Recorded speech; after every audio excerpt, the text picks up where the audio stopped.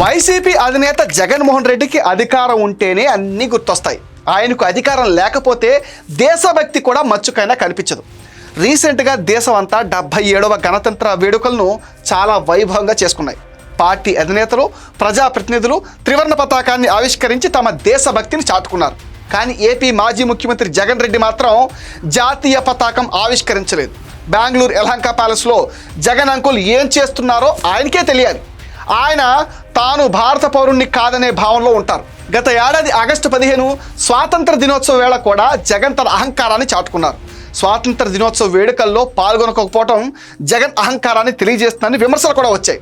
అసెంబ్లీకి రావాలంటే ప్రతిపక్ష హోదా కావాలా, మరి జాతీయ జెండా ఎగరవేయాలంటే నీకు అధికారం కావాలా అని జనం ప్రశ్నిస్తున్నారు.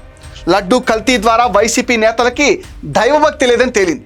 ఇప్పుడు జెండా వందనానికి దూరంగా ఉన్న బెంగళూరు అంకుల్కి దేశభక్తి కూడా లేదని పూర్తిగా తేలిపోయింది. సోషల్ మీడియాలో ఇప్పుడు #బెంగళూరు అంకుల్ అనేది బాగా ట్రెండింగ్లో ఉంది.